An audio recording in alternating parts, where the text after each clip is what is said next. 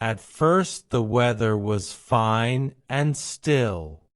The thrushes were calling, and in the swamps close by something alive droned pitifully with a sound like blowing into an empty bottle.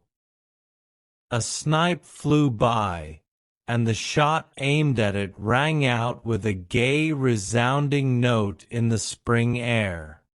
But when it began to get dark in the forest, a cold, penetrating wind blew inappropriately from the east, and everything sank into silence. Needles of ice stretched across the pools, and it felt cheerless, remote, and lonely in the forest. There was a whiff of winter. Ivan Velikopolsky, the son of a sacristan, and a student of the clerical academy, returning home from shooting, walked all the time by the path in the waterside meadow. His fingers were numb and his face was burning with the wind. It seemed to him that the cold that had suddenly come on had destroyed the order and harmony of things, that nature itself felt ill at ease, and that was why the evening darkness was falling more rapidly than usual. All around it was deserted and peculiarly gloomy. The only light was one gleaming in the widow's gardens near the river. The village, over 3 miles away, and everything in the distance all round was plunged in the cold evening mist. The student remembered that, as he went out from the house, his mother was sitting barefoot on the floor in the entry, cleaning the samovar, while his father lay on the stove coughing. As it was Good Friday, nothing had been cooked, and the student was terribly hungry.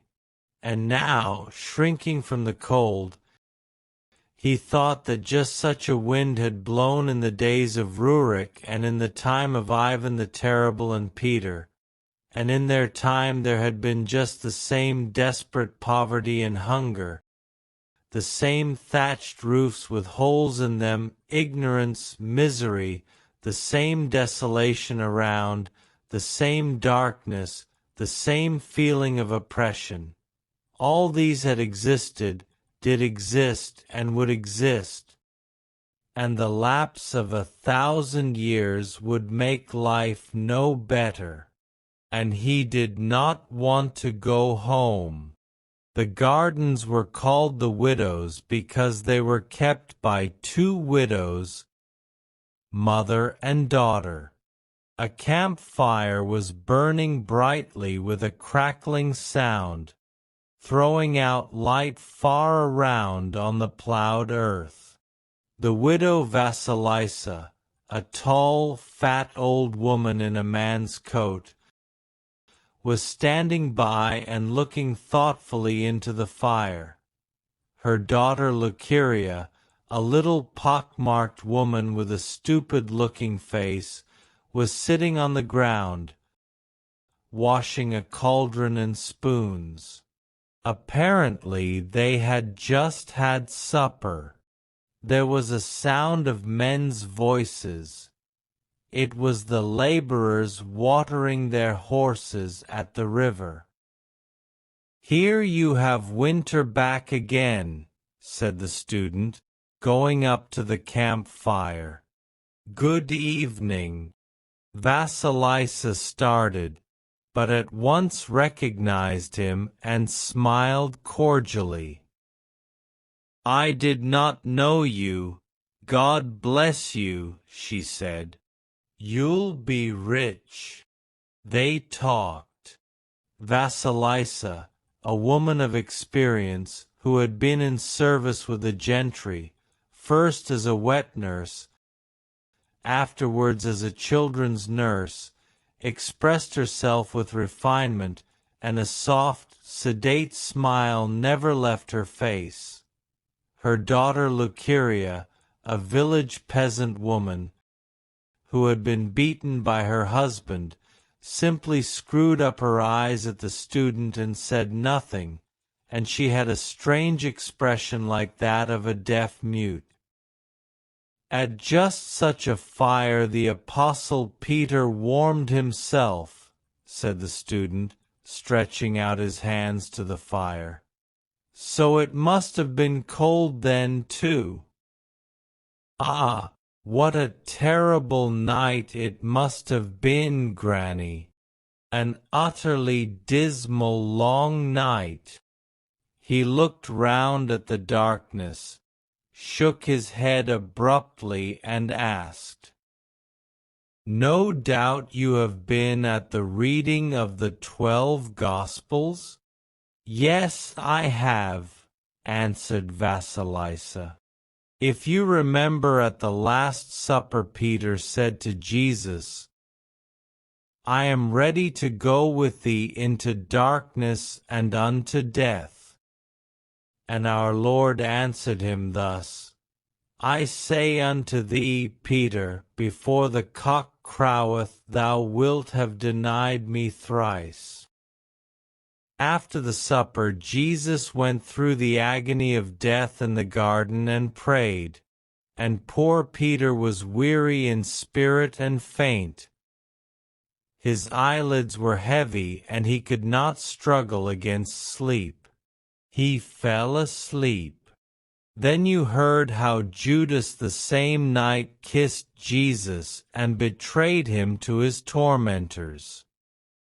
They took him bound to the high priest and beat him, while Peter, exhausted, worn out with misery and alarm, hardly awake, feeling that something awful was just going to happen on earth, followed behind. He loved Jesus passionately, intensely, and now he saw from far off how he was beaten. Luceria left the spoons and fixed an immovable stare upon the student. "They came to the high priests," he went on. "They began to question Jesus. And meantime the laborers made a fire in the yard as it was cold, and warmed themselves. Peter, too, stood with them near the fire and warmed himself as I am doing." A woman, seeing him, said, "He was with Jesus too." That is as much as to say that he too should be taken to be questioned. And all the laborers that were standing near the fire must have looked sourly and suspiciously at him, because he was confused and said, "I don't know him." A little while after again someone recognized him as one of Jesus' disciples and said, "Thou, too, art one of them." But again he denied it. And for the third time someone turned to him. "Why did I not see thee with him in the garden today?" For the third time he denied it. And immediately after that time the cock crowed, and Peter, looking from afar off at Jesus, remembered the words he had said to him in the evening.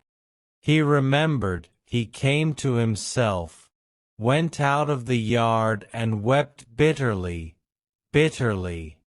In the Gospel it is written, "He went out and wept bitterly." I imagine it, the still, still, dark, dark garden, and in the stillness, faintly audible, smothered sobbing.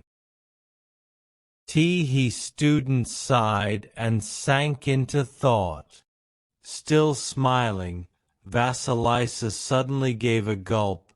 Big tears flowed freely down her cheeks, and she screened her face from the fire with her sleeve as though ashamed of her tears.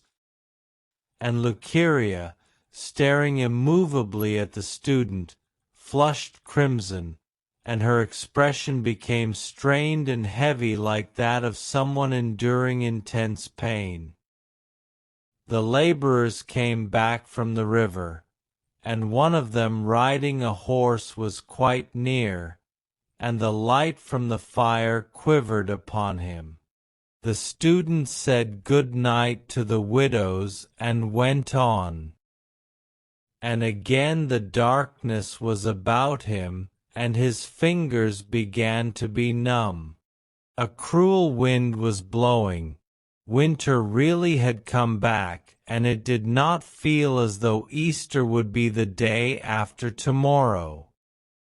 Now the student was thinking about Vasilisa. Since she had shed tears, all that had happened to Peter the night before the crucifixion must have some relation to her. He looked round. The solitary light was still gleaming in the darkness, and no figures could be seen near it now. The student thought again that if Vasilisa had shed tears, and her daughter had been troubled, it was evident that what he had just been telling them about, which had happened 19 centuries ago, had a relation to the present, to both women, to the desolate village, to himself, to all people. The old woman had wept, not because he could tell the story touchingly, but because Peter was near to her, because her whole being was interested in what was passing in Peter's soul. And joy suddenly stirred in his soul, and he even stopped for a minute to take breath. The past, he thought, is linked with the present by an unbroken chain of events flowing one out of another. And it seemed to him that he had just seen both ends of that chain, that when he touched one end the other quivered.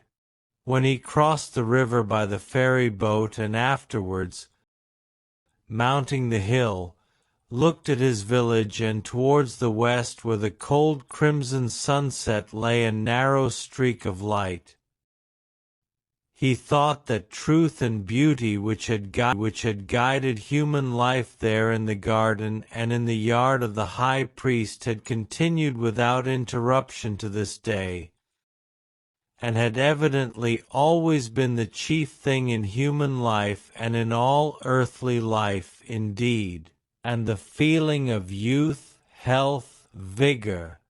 He was only 22.